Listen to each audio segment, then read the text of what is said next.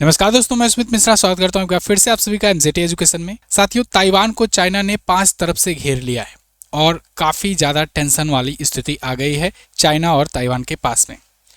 ऐसे में चाइना क्या हैप्पी न्यू ईयर गिफ्ट देने जा रहा है ताइवान को, आज की वीडियो में डिटेल से समझेंगे। चाइना ऐसे कई बार वो कर चुका है, कई बार वो ऐसी स्थितियाँ वहाँ पर ऐसे टेंशन वाली माहौल क्रिएट कर चुका है इससे पहले भी। लेकिन इस बार वाला जो है, इससे पहले के जितने बार के इसके प्रयास थे उससे काफ़ी ज़्यादा गंभीर है और काफ़ी चिंताजनक भी है। क्योंकि ऐसे सिचुएशन में जब दुनिया भर में ट्रंप जहां भी मन कर रहा है वहां पर बमबारी कर दे रहे हैं, रसिया यूक्रेन का युद्ध चल ही रहा है, इजराइल जब मन हो तब वार कर देता है, भारत पाकिस्तान का भी हो चुका है, तो चाइना क्यों शांत बैठा है? चाइना को भी अच्छे से पता है कि अगर हम भी इस टाइम पर अगर वार को एक्सलेट करेंगे तो कोई आएगा तो हमारे पास साफ साफ उदाहरण रहेगा, साफ साफ ये कहना रहेगा कि भाई तुम क्यों हमें आकर के बोल रहे हो, तुम तो खुद ही ऐसा कर रहे हो, खास करके अमेरिका को। और चाइना ने अमेरिका को अभी रिसेंटली धमकी भी दी है कि भाई हमारे और ताइवान के बीच में आ मत जाना। देखिए यहाँ पर fighter jet, drone, attack rocket, ये सब समुद्र से लेकर आसमान तक पूरी तरीके से घेर करके बैठा हुआ है आज के टाइम पर चाइना ताइवान को। चाइना ताइवान की लड़ाई है क्या, इसका इतिहास क्या है, ये सब हम लोग अच्छे से एक एक करके डिटेल से जानेंगे।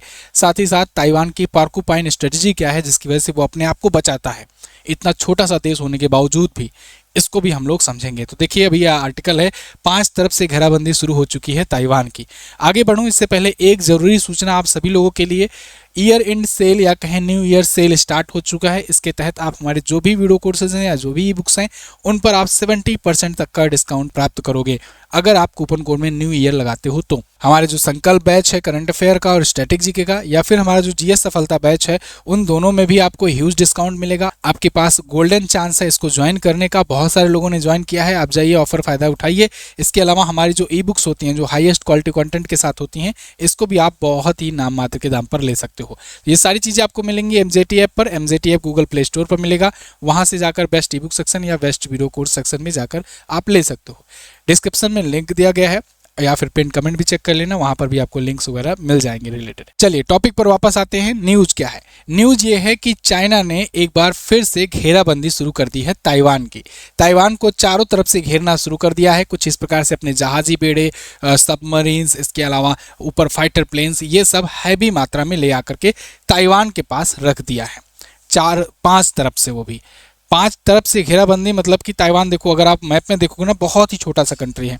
जैसे आप एशिया के मैप में देखिए, ये रहा अपना प्यारा भारत, यहाँ पर है ये बड़ा सा चाइना, इतना बड़ा चाइना देखिए, और ये छोटा सा है ताइवान। अब आप सोचिए कितना छोटा सा देश है, लेकिन इसको सिर्फ छोटा मत समझो, चाइना भी इसको हल्के में नहीं ले रहा है, नहीं तो कब का इसको निकल गया होता। चाइना इतना लेट क्यों लगा रहा है? 2022 से रसिया यूक्रेन का वार चल रहा है, उस टाइम से ये देखने को मिल रहा था कि भाई 2023 में अटैक करेगा, 2024 में, 25 में, 26 में अटैक करेगा ताइवान पर। चाइना बार बार कहता भी है कि हम ताइवान को लेकर रहेंगे, लेकिन अभी तक क्यों नहीं ले पाया? कारण यह है कि ताइवान के अमेरिका से भी अच्छे खासे रिश्ते हैं। अमेरिका से रिश्ते कहो या कहो कि अमेरिका और चाइना की बनती नहीं, इसलिए अमेरिका खुल करके सपोर्ट करता है ताइवान का। तो ताइवान को हराना भी इतना आसान भी नहीं है। ताइवान पोर्कूपाइन स्ट्रेटजी के लिए जाना जाता है, पोर्कूपाइन स्ट्रेटजी अपनाता है। वो क्या है वो भी मैं अभी आपको बताऊंगा। लेकिन चीन और ताइवान की कहानी को थोड़ा सा समझते हैं। इसके संघर्ष की कहानी यूं ही नहीं शुरू हुई है। अभी रिसेंटली तो चाइना ने अनाउंस कर दिया कि भाई हम तो यहाँ पर जस्टिस मिशन कर रहे हैं, जस्टिस मिशन 2025 कर रहे हैं, और इसके तहत यहाँ पर अपना ये युद्धाभ्यास वगैरह कर रहे हैं। जैसे होता नहीं कोई एक्सरसाइज की जाती है। ऑपरेशन सिंदूर के दौरान भी भारत ने ये कहा था कि हम एक्सरसाइज करेंगे बहुत बड़े लेवल पर, वहाँ बॉर्डर एरिया में। पता लगा कि वहाँ पर ऑपरेशन सिंदूर शुरू कर दिया गया। खैर, चाइना ताइवान के बारे में पहले थोड़ा सा ब्रीफ हिस्ट्री जान लेते हैं, फिर डिटेल में जानेंगे। देखिए 1895 तक चीन का ही हिस्सा हुआ करता था ताइवान। लेकिन जब पहला जापान और चाइना का युद्ध हुआ तो उसके बाद चाइना के एक राजा थे क्विग राजवंश के, उन्होंने ताइवान को जापान को सौंप दिया। अब जापान के अंदर आने लगा ताइवान। जापान 1945 तक इस पर कब्जा करके रखा था। 1945 में जब जापान ने सरेंडर कर दिया द्वितीय विश्व युद्ध में, जापान ने हार मान ली, तो उसके बहुत सारे जो कब्जे थे, बहुत सारे टेरिटरीज थी, वो उसने छोड़ दिया और जाकर के एक छोटे से आइलैंड पर बस गया जहां पर आज जापान की स्थिति है। उसी दौरान इसने चाइना को दे दिया, मतलब एक प्रकार से कहें कि चीन की वापसी हो गई कि ताइवान होगा। लेकिन इस दौरान यहाँ पर चाइना में गृह युद्ध शुरू हो जाता है, और गृह युद्ध का 1949 आते आते स्थिति ऐसी होती है कि जो मेन राष्ट्रवादी लीडर था जो राइट विंग का, वो भाग खड़ा होता है, भाग कर जाकर ताइवान पर छिप जाता है। और ताइवान में छिप करके वो कहता है कि ठीक है हमारा चाइना है, लेकिन हम अभी के लिए ताइवान में रह रहे हैं। और यहाँ पर माओ से तुंग की सरकार आती है। माओ से तुंग वही है पीपुल्स रिपब्लिक ऑफ चाइना का, जो आज के टाइम पर शी जिनपिंग है जिस पार्टी के, उसी पार्टी का। तो यहाँ पर उसका राज आ जाता है जो कम्युनिस्ट था, और राष्ट्रवादी जो पार्टी थी वो ताइवान में रह जाती है। तब से लेकर के स्थिति ऐसी ही बनी हुई है, तब से वहाँ पर ताइवान अलग पड़ा हुआ है, लेकिन वो कहता है कि वो हमारा देश था, हम तो यहाँ पर भाग कर आए थे, हम कभी न कभी कब्जा करेंगे। सुनकर आपको हैरानी भले लगे, लेकिन आज के टाइम पर ताइवान ये कहता है कि चाइना हमारा हिस्सा है, जबकि चाइना कहता है कि ताइवान हमारा हिस्सा है ना, उसको हम लेकर रहेंगे। लेकिन स्थिति ये बनी हुई है। चाइना चूंकि बहुत मजबूत है, उसके पास जियोग्राफिकल एडवांटेज है, क्योंकि वो उतना बड़ा क्षेत्र का था। धीरे धीरे उसने अपने आप का विस्तार भी किया। आपने देखा तिब्बत पर कब्जा, इसके अलावा बाकी चीज़ों पर, तो धीरे धीरे वो फैलता चला गया, तो इस वजह से वो ज़्यादा शक्तिशाली है। और ताइवान जो है ये कंपेरेटिवली क्या बहुत ज़्यादा कम शक्तिशाली है इसकी अपेक्षा में, हालांकि टेक्नोलॉजी एडवांसमेंट में बहुत ज़्यादा आगे भी है। सेमीकंडक्टर में आज के टाइम पर 80% सेमीकंडक्टर की सप्लाई अकेले ताइवान करता है पूरी दुनिया में।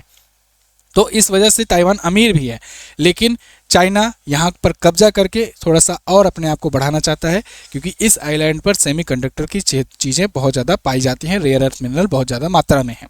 खैर, यहाँ उत्तर पूर्वी और पश्चिम इन और दक्षिण पूर्व इन ऐसे 5 जगहों से army, navy, air force, rocket force ये सब लगा करके घेराबंदी करके आज के टाइम पर बैठ गया है चाइना। अब चाइना इसको नाम दिया है अपना जस्टिस मिशन। जस्टिस मिशन के तहत कह रहा है हम इसको कब्जा कर लेंगे, एक जस्टिस दिलाएंगे, एक न्याय दिलाएंगे। उनका ये कहना है कि वो अवैध कब्जा था, उसको वहाँ से ऐसे सरकार को हटा करके वहाँ पर एक न्याय रूपी अपना सरकार स्थापित करेंगे, जस्टिस दिलाएंगे। मतलब होता है बहुत सारे देशों का, सब अपना अपना न्याय होता है सबके हिसाब से। लेकिन ताइवान इस बीच क्या कर रहा है, ताइवान ना पोर्कुपाइन स्ट्रेटजी अपनाता है। पोर्कुपाइन क्या होता है, पोर्कुपाइन एक जीव होता है, वो एक उसे स्याही कहते हैं आम भाषा में, हिंदी में। उसमें क्या होता है ना, बहुत बड़ी बड़ी कटीले टाइप के उसके होते हैं, बड़े बड़े कांटे। तो वो क्या करता है, जब उस पर अटैक होना होता है ना, जब भी कोई शेर या कोई बड़ा जानवर उस पर अटैक करता है, तो अपने आप को ऐसे ही ढक करके वो बैठ जाता है, छिपा लेता है अपने आप को। और उसके पंखों में जो बड़े बड़े ये कांटे लगे होते हैं, इस वजह से शेर तक घायल हो जाते हैं, उस पर कोई अटैक नहीं कर पाता है। मतलब वो अपने आप को इस प्रकार से ढक लेता है कि कोई आएगा तो वो खुद ही घायल हो जाएगा, उसका नुकसान नहीं होगा। ये अगर होगा भी, अगर बहुत ताकतवर है तो वो तो मरेगा ही, ये भी ले डूबेगा। इसी प्रकार से ये स्ट्रेटेजी अपनाता है, इस स्ट्रेटेजी को पोर्कुपाइन कहते हैं। इसके तहत ताइवान क्या करता है कि अपने चारों तरफ यहाँ पर ये सबमरीन्स के लिए वाटर माइंस बिछा कर रखता है। मतलब जो भी अगर सबमरीन्स आएंगे या कोई शिप्स आएंगे तो इनको वहीं पानी में ही डिस्ट्रॉय कर दिया जाएगा, क्योंकि इसको भी पता है कि फाइटर प्लेन उतनी दूरी से उड़ करके नहीं आएंगे। हालांकि तब से ये जब अपना रहा था, तब से उतना फाइटर जेट उतना उन्नत के नहीं होते थे। अब के टाइम पर तो वारशिप वगैरह भी हैं। अब वारशिप है तो वारशिप ही ले जा करके यहाँ खड़ा कर दो, उसके बाद वहीं से फाइटर प्लेन उड़ाओ। चाइना के पास ढेरों वारशिप है, तो ऐसे में अब की स्थिति में तो उतना शायद पोर्कुपाइन स्ट्रेटजी कामगार ना हो। लेकिन फिर भी इधर अमेरिका का इसका बैकएंड सपोर्ट रहता है। अमेरिका में चूंकि ताइवान का बड़ा ये मात्रा में सप्लाई करता है सेमीकंडक्टर वगैरह का, इसलिए अमेरिका इसका सपोर्ट करता है। क्योंकि अमेरिका भी जानता है कि अगर ताइवान गया चाइना के हाथ में तो एक तो हमको सेमीकंडक्टर नहीं मिलेगा, दूसरा ये कि सेमीकंडक्टर का वो हिस्सा, वो सप्लाई चेन चला जाएगा चाइना के पास, तो चाइना हो जाएगा और ज़्यादा मजबूत। तो एक तो हमको नहीं मिल रहा है, इससे घाटा, दूसरा हमारे दुश्मन को बहुत ज़्यादा मात्रा में मिल जा रहा है, इससे उसका फायदा। यानी चाइना हमको और जल्दी पीछे कर देगा। जो चाइना और अमेरिका में जो ट्रेड वार टाइप का टेंशन बना रहता है ऐसी स्थिति में, तो इसलिए अमेरिका बिल्कुल नहीं चाहता है कि ताइवान चाइना के कब्जे में जाए। लेकिन अब चाइना खुल करके धमकियां देने लगा है कि अगर अमेरिका बीच में आया तो हमारे पास ऐसी ऐसी शक्तियां हैं कि हम अमेरिका को भी नहीं छोड़ेंगे। और ऐसी सिचुएशन में जब अमेरिका और रसिया के बीच में टेंशन बरकरार है, तो ऑब्वियस सी बात है कि ऐसी सिचुएशन में रसिया खुल करके सपोर्ट में आ जाएगा चाइना के। रसिया भी उधर से धमकियां देगा कि अगर चाइना पर कुछ किए तो हम भी आ जाएंगे इसमें। तो फिर वही बात आ जाएगी भाई, विश्व युद्ध वाली स्थिति। क्योंकि विश्व युद्ध में ऐसे ही तो हुआ था, 2 ध्रुवों में बट गई थी पूरी दुनिया। इसमें ध्रुवों में कोई जरूरी नहीं है कि सब देश शामिल थे, लेकिन बड़े बड़े जितने देश थे वो सब युद्ध में थे। वैसे ही युद्ध, विश्व युद्ध होता है, ऐसे ही वर्ल्ड वार की स्थिति फिर आ जाएगी सिर्फ ताइवान की वजह से। और ऐसी सिचुएशन भी कई बार क्रिएट हो चुकी है, इससे पहले भी ऐसी 3 सिचुएशंस खड़ी हो चुकी हैं जब पूरी दुनिया को ये लगा था कि भाई वर्ल्ड वार शुरू हो चुका है, शुरू हो सकता है। ऐसे में एक बार हुआ था जब पहला ताइवान जल संधि संकट आया था 1954 से 1955 के बीच में। उसी टाइम पर मतलब 1945 में एक विश्व युद्ध खत्म हुआ, 10 साल बाद ही ऐसी स्थिति आ गई थी कि लग रहा था फिर से विश्व युद्ध शुरू हो जाएगा, क्योंकि इधर चाइना बहुत अग्रेसन में उसको लेना चाह रहा था। इधर कम्युनिस्ट की जो सरकार थी माओ त्से तुंग की, वो चाह रहा था कि हम जल्द ही जल्द उस पर कब्जा कर लें, ताइवान पर छोटा सा ही हिस्सा तो है, अभी ही कर लेते हैं तो ज़्यादा सही रहेगा। तो देखिए पीआरसी जो पीपुल्स रिपब्लिक ऑफ चाइना है, जो चाइना में सरकार थी, उसने ताइवान के नियंत्रण वाले कुछ बाहरी द्वीपों पर गोलाबारी शुरू कर दी थी और उन्हें राष्ट्रवादी नियंत्रण से मुक्त कराने के लिए प्रयास करना शुरू कर दिया था। लेकिन संयुक्त राज्य अमेरिका ने हस्तक्षेप किया और उसके बाद से फिर ताइवान की रक्षा के लिए चीन अमेरिकी पारस्परिक रक्षा संधि हुई। फिर वो वार रुक गया, जो कि 1954 से 55 के बीच में था। वो मतलब टेंशन बरकरार हुआ था। फिर ऐसे ही दोबारा स्थिति आई, द्वितीय ताइवान जल संधि संकट आया 1958 में, यानी जस्ट 3 साल बाद एक बार फिर ऐसी सिचुएशन आई। फिर पीआरसी ने वहाँ गुस्ताखी करी। मतलब सी जिनपिंग जो है अभी देख रहे हो ना, ये तो तभी भी कम है। ये तो मतलब स्ट्रेटेजिकली या कहें धीरे धीरे चुपके चुपके ये धीरे धीरे नस काटता है और काफ़ी स्ट्रेटेजी से ये कब्जा करता है। डील करेगा और डेप ट्रैप में फंसाएगा और बहुत सारी चीज़ करेगा, मैप जारी करेगा, नाव जारी करेगा फेक, उसके बाद धीरे धीरे कब्जा करता है। लेकिन वो जो था माओ त्से तुंग, वो इससे भी बड़ा वाला था। वो डायरेक्ट अटैक कर देता था, वो बिल्कुल रुकता भी नहीं था, 2-2 साल 3-3 साल पर अटैक्स करता था। तो देखिए इसने ताइवान के नियंत्रण वाले किनमेन और मात्सु द्वीपों पर भारी बमबारी करना शुरू कर दिया।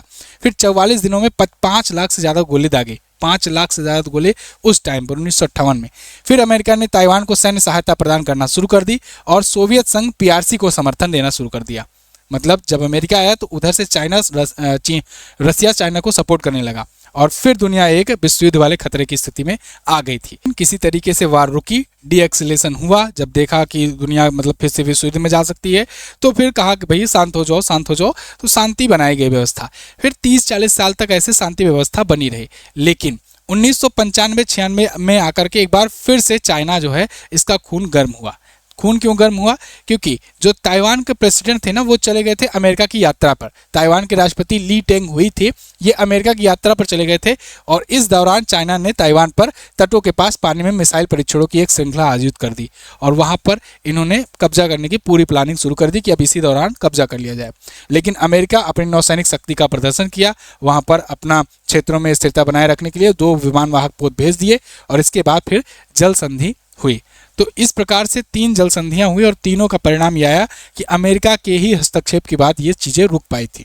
इसीलिए ताइवान बार बार अमेरिका करता है जब भी उस पर चाइना की कोई मार पड़ती है या चाइना की धमकियां आती है। लेकिन इस बार स्थिति ये आ गई है कि चाइना खुद ही धमका रहा है अमेरिका को पहले से ही कि अगर इस बार बीच में आए तो फिर हम तुम पर भी अटैक कर देंगे, हम तुमको छोड़ेंगे नहीं।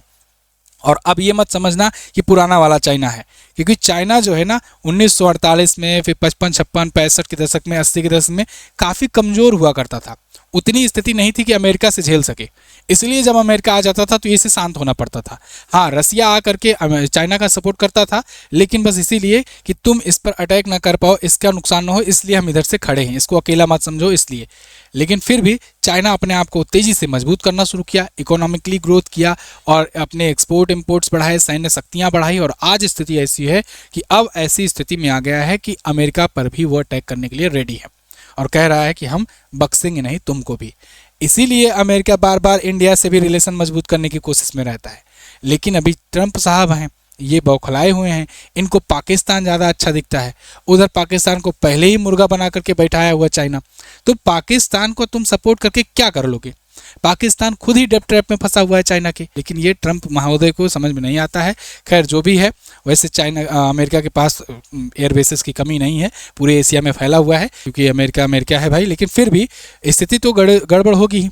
अब चाइना भी जो है बहुत चालाक है। चाइना क्या करता है ना, ये ग्रे जोन वारफेयर टेक्निक का यूज़ करता है।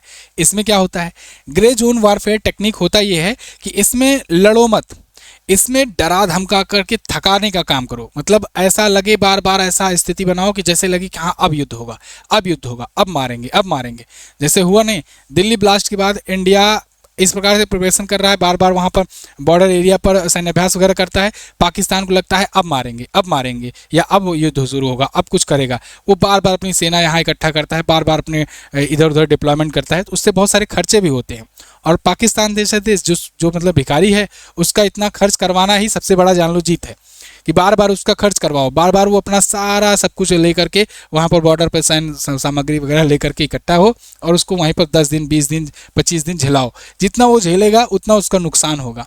तो ये ग्रे जोन वारफेयर होता है कि युद्ध ना करो लेकिन युद्ध जैसी स्थिति पैदा करके रखो, एकदम बॉर्डर टेंशन बना करके रखो, और वो आदमी जो है, जो मतलब सामने वाला है, वो थक जाए, उसे लगे कि अब अटैक होगा तब अटैक होगा।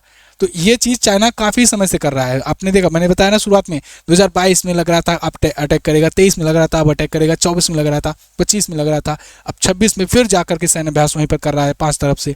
तो अब क्या पता इस बार भी टाल दे।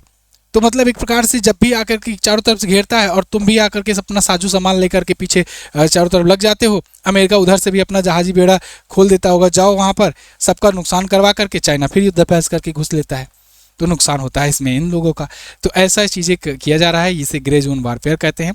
तो देखते हैं आगे जो भी अपडेट आएगा मैं आपको बताऊंगा। हालांकि ताइवान की तरफ से कड़ी चेतावनी जारी की जा रही है, लेकिन चेतावनी का कोई असर होता नहीं। आप जानते हो आज के टाइम पर सब चेतावनियाँ देते रहते हैं। आपको क्या लगता है कि क्या 2026 में हैप्पी न्यू ईयर बोल करके चाइना कूद जाएगा या फिर नहीं? अच्छा, अब आप सोचोगे कि इसमें इंडिया का क्या रुख है, तो देखो इंडिया इसमें नहीं आने वाला है, मैं आपको पहले ही बता दे रहा हूँ, इंडिया नहीं आएगा। देख लेना, इंडिया की स्थिति ऐसी ना ही है कि वो चाइना से लड़ सके, ना ही ऐसी है कि वो अमेरिका से लड़ सके। ऐसी स्थिति में इंडिया का रुख वैसे ही रहेगा जैसे रसिया यूक्रेन के दौरान आपने देखा था। ना इंडिया चाइना की तरफ जाने वाला है, ना उतना अच्छा रिलेशन है कि हम उनके सपोर्ट में आ जाएंगे, और ना ही ताइवान से इतना अच्छा रिलेशन है। ताइवान से इतना ही अच्छा रिलेशन होता तो हम लोग ताइवान को आज तक एक कंट्री रिकॉग्नाइज कर लिए होते। आपको जानकर हैरानी होगी, भारत भी अभी ताइवान को देश नहीं मानता है। बस इतने में ही आप समझ लो कि भारत किसकी तरफ रहने वाला है। थैंक यू सो मच, मिलेंगे अगली वीडियो में, और आप ऑफर का फायदा उठाइए। मिलते हैं अगली वीडियो में, तब तक के लिए नमस्कार, जय हिंद, वंदे मातरम।